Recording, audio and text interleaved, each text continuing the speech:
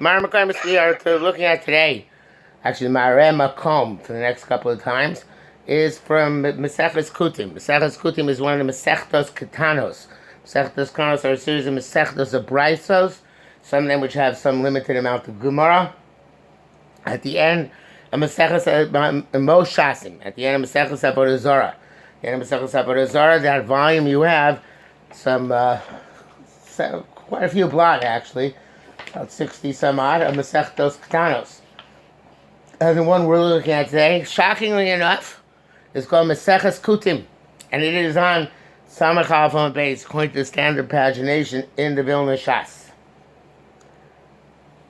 Okay, and we're going to start with these Braisos. These are Braisos, two big Braisos, Perek Rishon, Perek Sheni, about Kuttim. So presumably, this was the status of the Kuttim at the beginning of the time of the Mishnah, or at least throughout the time, I should say, sometime during the time of the Mishnah, because they're Braisos, so they're Tanaic material. And the Brais starts out, Darchei Kuttim, Pamim Shokovim, Pamim Kisro, Veruban Kisro. The pathways of the Kuttim, sometimes they're like non-Jews, sometimes they're like Jews. Most of their pathways are like Jews because that was the standard perspective at the beginning of the period of the Tanoim, that was assumed that they were Jews, and therefore most of the halachas which pertain to the Kuttim workers were like Jews. Okay, mehem. You do not bring from them. If you know the Masorah, there's obviously at the bottom of Masorah, the Shas, and it's a very small amount of Hagos, relatively speaking. So this Aim Avim Mehem is from Shkolim Perek Aleph Mishnah Hey. Okay, Aim Avim Lokini Zavim Lokini Zavos. You don't accept from them. You don't bring from them. In other words, we don't require of them. Lokini Zavim, the korban is brought from Zavim, male Zavim. Lokini Zavos, korban is brought from female Zavos. Lokine Yoldos, not the korban is brought by a Yoledes. V'lo chatos v'lo shamos nor chatos nor osham. So, on korbanos which Yisrael brings, we're mimashkinin. We compel them to bring the korbanos if they're not bringing the proper korbanos. Korbanos of a non-Jew, we're not mimashkein. We don't compel them to bring. As a matter of fact, a regular non-Jew can only bring shlomim, which is an optional korban. The Kuttim can't bring korbanos, but we don't compel them to bring korbanos. So therefore, ava mekabelim miyadan. We're mekabel them if they bring. However, that goes here, it says mekabelim miyadan nedarim unedavos mekabelim, which makes it. If you look at the simple text, it would mean that they're like Yisrael, just we don't compel them to bring the korbanos. But if you look at how it goes, so then it means they're like non-Jews. Like the only korbanos we accept from them are Nedarim and Nedavos.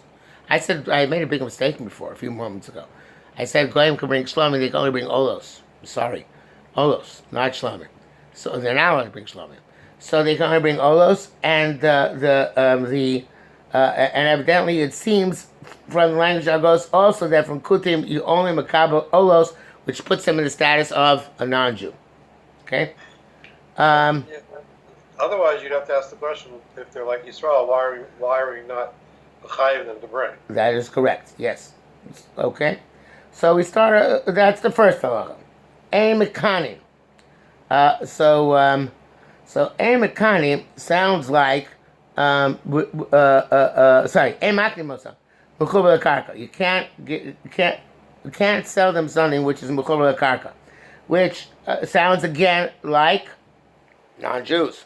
Because they serve lo techanein, right? Do not give them a chanoya bakarka. Base ein mekanim says the ghost of an Azor Testament shum receive lo techanein. Maj Yosef to shampir base the gam Kuttim asur. Why? If you say that they're Jewish and over their halachas like Jews, so why is it also to sell them land?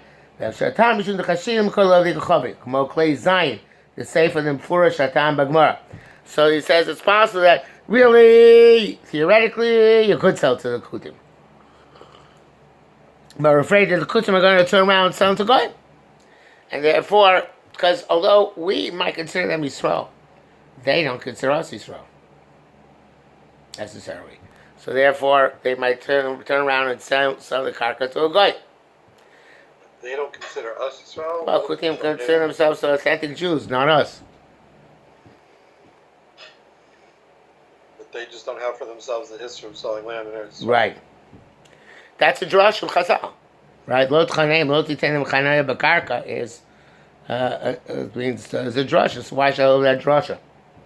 Okay. Sorry. V'lo mochrim rechelim ligzos. Evidently, let's see. It says goes. What I'm thinking. It says shachas ligzos. Can't talk about some kind of may have others does have chafah on base. That's a big difference. Laguz would be not to, so it would be exempted from Reishis Hagez, which is a matana to a Kohen, which the Kuttim are not going to give. They have their own set of Kohanim. They don't believe in our set of Kohanim. But in the footnote it says shachas. Shachas means grain which is not yet grown yet to its full extent.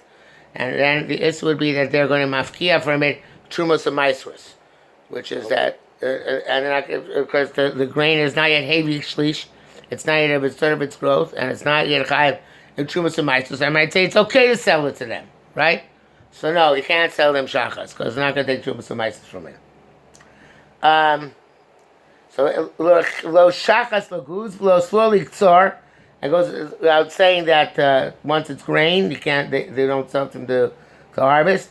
Lo eitzim mechubarim lakarka.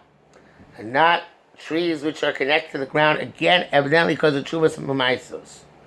And here comes a very random thing, if you take a Kipshuta, Ela Masha Yishchot. Only what they're going to shecht. So it says that goes. Lakutz. V'lo be'ma lishchot. Can't say chlomar. Right? You can only sell them what they're immediately going to harvest, to cut off, right, the shachas, if it's animal fodder. So they won't leave it to become chayv and trumas and meisers. That's the problem, right? So they immediately cut it down for animal fodder, which is shachas is used for. We're okay with that. We're not okay if they're going to leave it around and they're going to be mafkia, remove it from the chiyuv with trumas and meisers. Okay?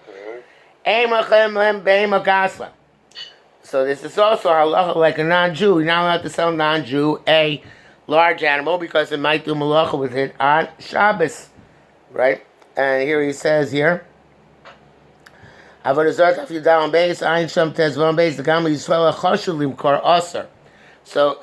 again the same thing, that we're afraid that they're going to sell them, turn around, sell them to goyim, and the goyim are going to use them on Shabbos. But I would like to add to that, which is that, as you may know, the Arab Pesach, the Kuti Arab Pesach is a big tourist date in Israel, because many Jews, especially from Jews, go to Har Grizim to witness the Shomronim shechting their Korban Pesach. Do you know that? No. Well, maybe next year you should go. So the No, think about it. okay, so the so the Korban Pesach, so that means that their Pesach and our Pesach are off. They're not the same day, right? Because their calendar is similar but not the same. So therefore, it may well be that they're going to use, their Shabbos is the same, but their Yom Tov are not the same, especially we know Shavuos, because Shavuos, Machras or Shabbos, they make it literally. So therefore, it's not just a chashash that they might sell. They might use the animal a day which we're forbidden to use animals, because their yontivs are different than our yontivs. But if they're goyim, what do we care? Matter sign. Because somebody knows that the animal wants to belong to a Jew. Oh, okay. It's obviously it'd be very unlikely, but back in the old days, they would say, "Oh, that's Beryl's cow. It's working on Shabbos." Even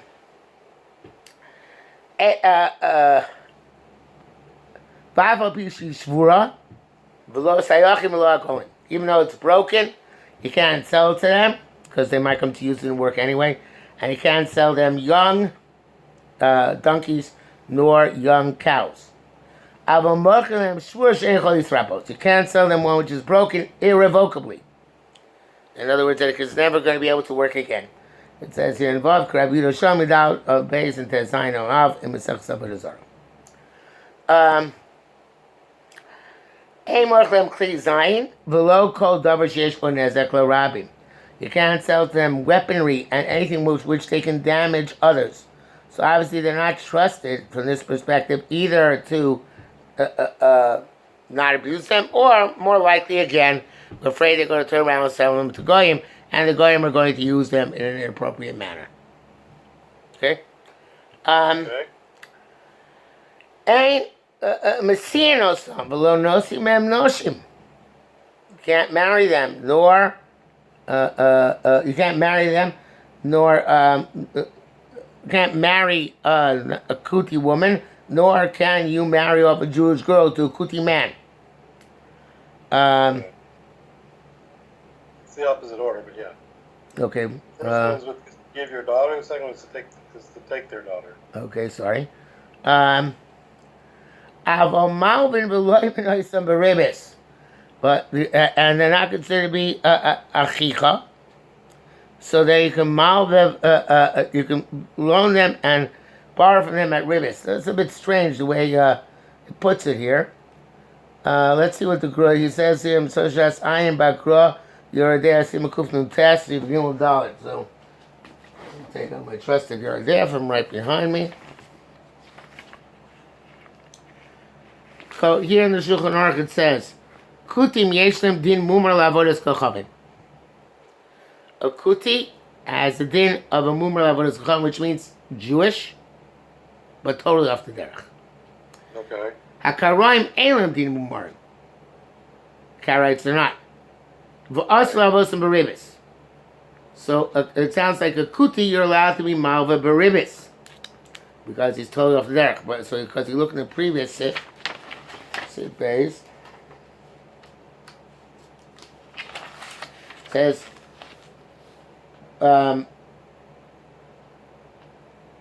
Mumar mutar lavosa beribis also livos men ribis. A mumar, you're allowed to loan them money on ribis, but you're not allowed to borrow from them money at ribis. Okay, the Ramah says yesh machmirin. Ach b'mumar lavoso. It's better to be machmir if it's possible. Okay. So that doesn't quite agree with what the Bryce is saying here, because it says you can do both. Yeah. So, so the Shach here says, it sounds from the Kuttim Shomronim that you would not we're not allowed to borrow from them beribis, like the previous sif, right? And it seems that way also from the Lavush. The Tzarechim, it's difficult though. Kaimalon. So how does this mean? Why should you not be able to borrow from them beribis?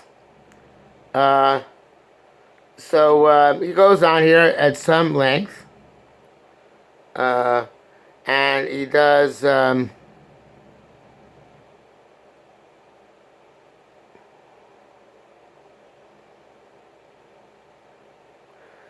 that his conclusion is so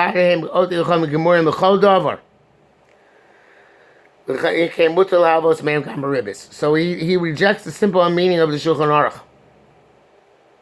Okay. He says that it's that they're simply goyim as opposed to karoim. Okay, so the it says here to look at the Gra. I'm not sure that the Gra says anything here. What does he say?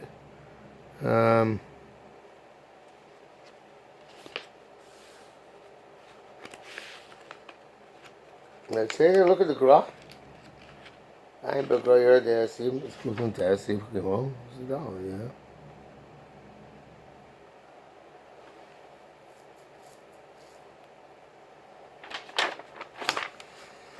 I don't think anything's going on. Oh, here it is.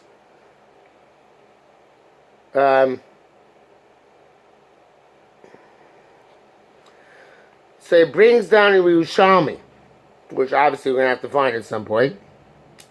That holds, according to the Gra's understanding, the Gerei HaMesem, the real Gerei. But Filach, he came to Shekilkalu, since they're Makalkel, Mutal avos, you're allowed to loan him money beribis.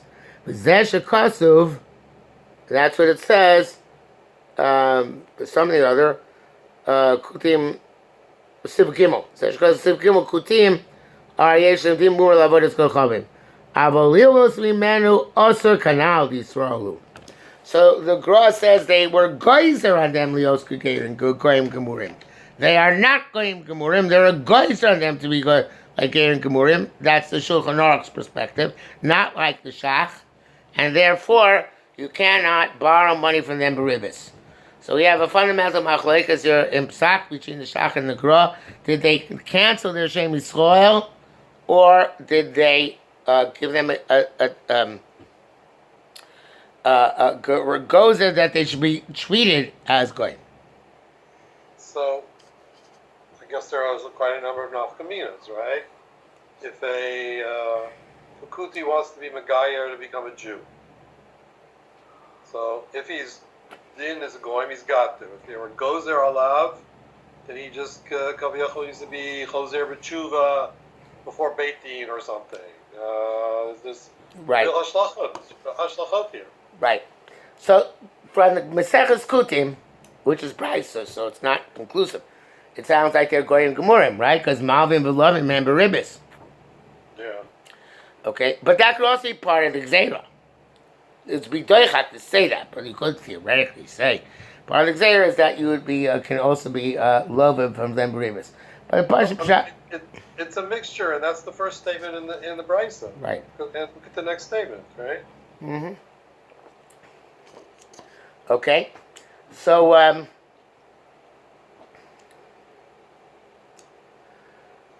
v'nosim leket shichopeya.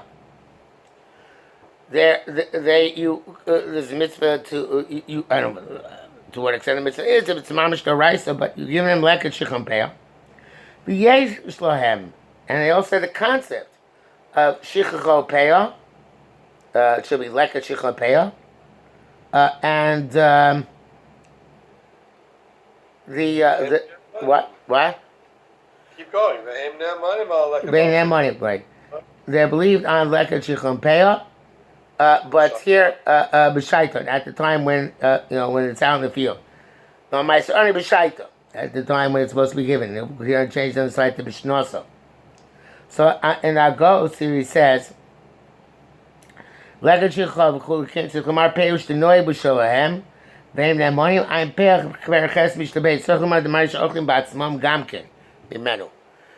As we talk about where they themselves are also eating from it.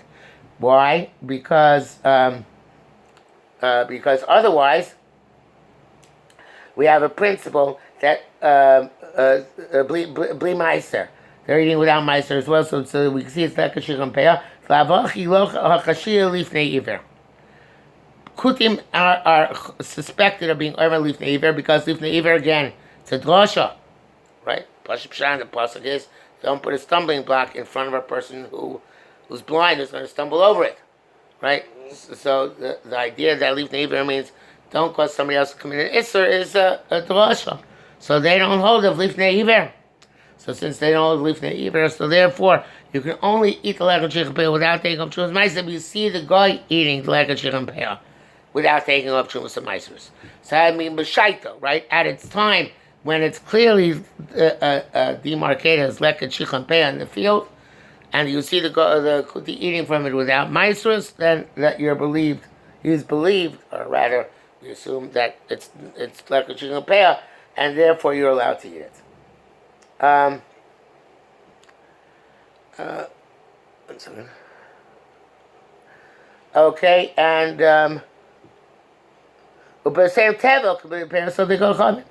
It follows, right? If they are, if they're Jews, so they're and to the extent leket shichopeya is part of trumas meiser, it must mean that the flip side is that they're Jews and the chiyuv of trumas meiser, therefore anything that they grow is tevel, as can be eaten before it's